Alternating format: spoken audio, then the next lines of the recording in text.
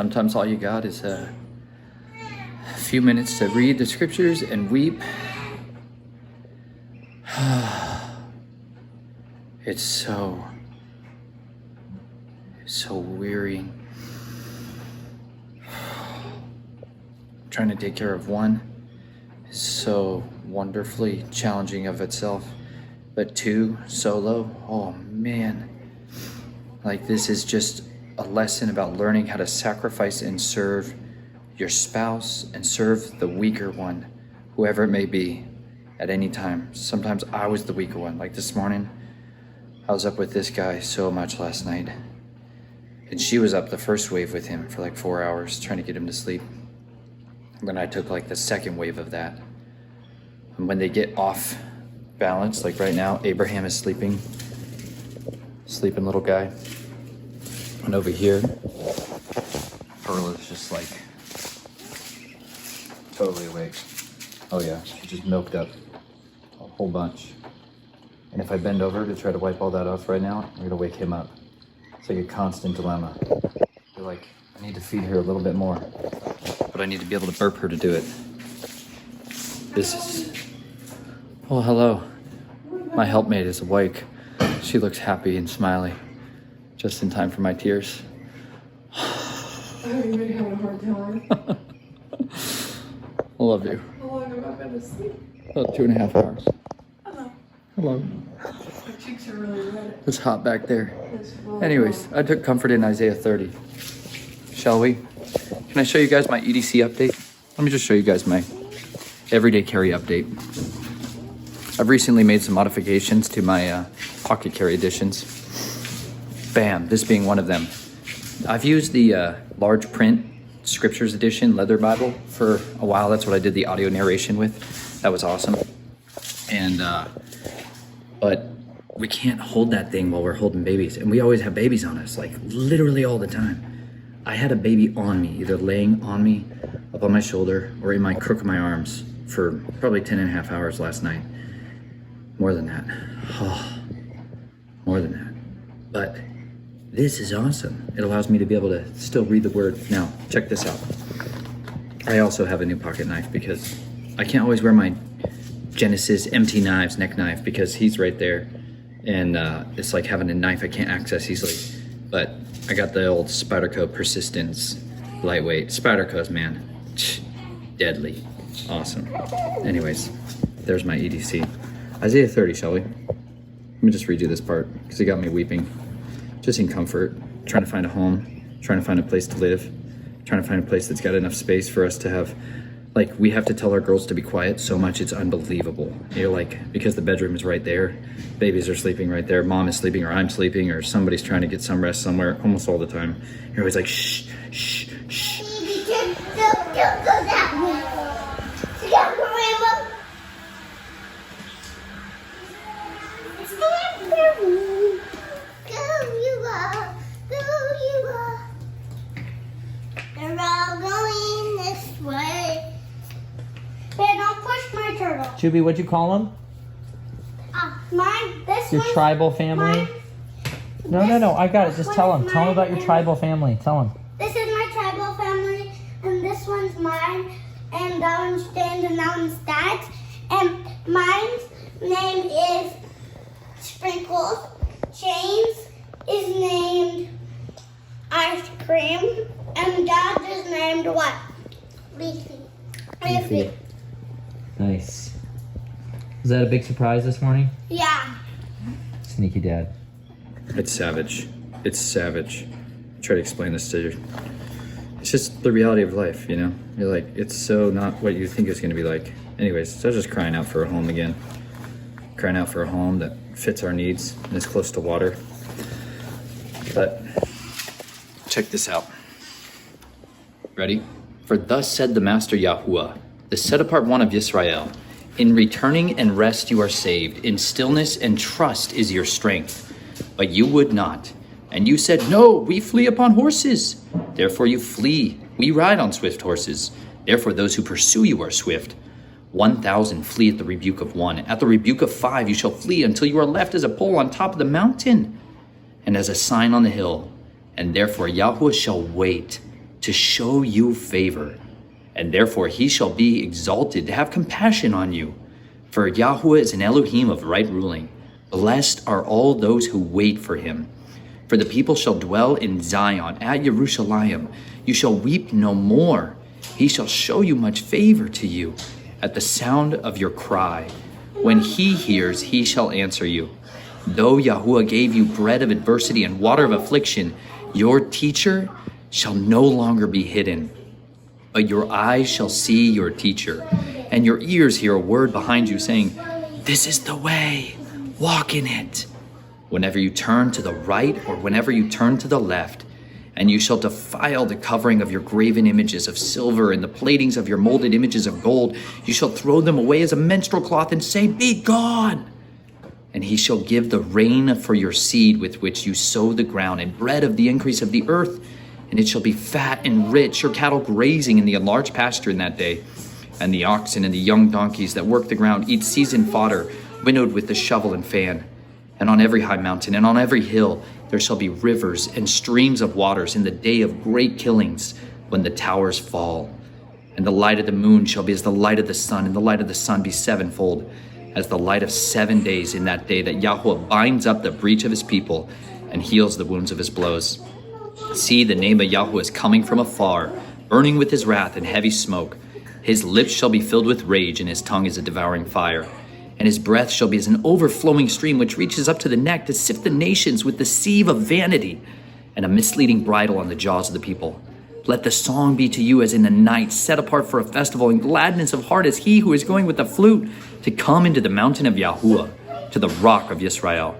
And Yahweh shall cause his excellent voice to be heard, and show the coming down of his arm with raging wrath, and the flame of a consuming fire, with scattering downpour and hailstones. For through the voice of Yahuwah, Asher is broken down, with a rod he strikes. And every passage of the ordained staff which Yahuwah lays on him shall be with tambourines and lyres, when he shall fight with it, battling with a brandishing arm. For Topheth was ordained of old, even for the sovereign it has been prepared. He has made it deep and it's large, its fire pit with much wood, the breath of Yahuwah, as a stream of burning sulfur is burning in it. That's the day I wait for. The day when Yahweh turns and shows favor to his people again, but there's no more weeping. I have never spent so much time in my life contemplating why there's so much weeping. I have been mostly his primary caregiver for a month and a half now, and he has really struggled with peace. When he wakes up, just screaming instantly, just bright red and just wailing super hard, and wearing him to get him back down to sleep. He'll sleep vertical, and we've gone to baby infant chiropractors now. We've done elimination diets to try to assess for colickiness, and no grain, no eggs. We're trying to cut out all these different things. We're trying to break off the spirit of fear, because there's so much rooted in the spiritual roots of disease. Check out A More Excellent Way, one of the best books you can read by Dr. Henry Wright, I believe it is. Anyways, deals with a lot of the spiritual roots of diseases and problems that we have in our life, and we're trying to just break off any of those fears. And prebiotic, probiotic, supplementation, trying to give him chamomile and ginger. And we've dealt with colicky, fussy babies before, but it's quite different when you've got two, and when the complexities of dealing with someone who's screaming and crying so much. You sit there and you're like, why is there not more scriptures about the caregiving of babies in the scriptures? The only time I can find someone having compassion on a baby as they're screaming is Moses, as he's screaming in the basket. And Pharaoh's daughter, princess, says she had compassion on him when she heard his screams. And I want to be a man who's rewired towards compassion when my children scream. Are you down by the river? Down by the river, I found a pearl of great price. Nathan, you've been searching for pearls for a long time. For 12 years, I've been Chelsea's pearl diver, all the way down from the Red Sea, Mexico. I tried to find her a rainbow pearl. I did not find her one. And then I found her 3 pearls in Texas. They were so tiny, Chelsea dropped them because she thought they were sand. Yep. I was very upset. I found 2 of them again. They live in a jar. She still thinks they're sand. Yep. They're so But, microscopic. Then I caught a pearl. This one. This is my pearl. She's a beautiful little pearl girl. I've heard him cry more than I've heard both of my other daughters combined in their entire lives cry. And like trying to take the time to let this be an opportunity to rewire in me the panic, the fear, the anger responses, and to smile, to be joyful, to be peaceful, to be loving. Love is patient. It's slow to wrath. Like, this is my opportunity to become a new man, a new father, for my wife to become a new woman. And it's coming off a season of so much refinement. It's crushing us, but it's so good for us. And we know it's what we need, not what we'd ask for. You know, I spent 6 weeks trying to find a house for us to move into, and rental applications and everything kind of not working out and getting turned down. We don't have any rental history. We don't have credit history. We've been homeowners and sojourners and not employed by normal jobs. You know, Yahweh has been our employer. The body of Yah is literally what's been our sustenance and our strength. And, you know, so we're still bouncing around from Airbnb to Airbnb, or just like furnished rental houses we're trying to find. And I just literally went through the entire tent again, getting rid of another truckloads of things that were moldy and ruined. And it's just quite a season. But at the same time, we take heart in knowing that there's people suffering from similar things all over the earth right now. And it's for our good, to deliver us from the possessions that may have any stronghold or heart in us, that we would be people that are found faithful when tested. Like, the reason I recommend this knife as an EDC carry, let me show you another one too. This one, okay, so I've had this knife now for like a month and a half, right? But I had a knife just like this years ago, and it's been tested. So I love it, and I'm totally ready to approve it on my like EDC list. It's great shape. It's not too big. This is their lightweight edition, which is fantastic because I wear linen pants that are thin and lightweight. But let me show you the most tested piece of my EDC gear. This right here. This is like the Nightcore. Oh, it's got a sticker on there from Jubilee. Nightcore MT10C. This is the best flashlight I've ever had. I have had this thing for years. And you know why? Because it has that. It's got the red light edition. I love this thing. Because, you know, at night when we're doing all this breastfeeding, I'm always like, red light, red light, red light, red light. We need the red light, like 0.8 lumens, to not wake up the babies any more than we have to, but to be able to see. I've had this light forever. And then it goes up to like 250 or 300 and 900 turbo mode, super bright. Anyways, this is the best light I've ever owned. It's tiny, it's compact, and it works. You can take it down underwater. Anyways, I've had this one probably for 4 years, and I had a different one for longer than that I lost one time. But best pocket light ever. You can get this for like 40 bucks. Anyways, this has been tested by me, and I keep finding myself going back to it time and time and time and time again. I would prefer this over almost any other tool that I carry on a regular basis, because to be able to light up the night, to be able to shine the light in the darkness is one of the most important things that we could ever have. And now, especially in my season that I'm in, I've never spent more time being up at night. This is what Yahweh's word is. Literally, the totality of his word is truth.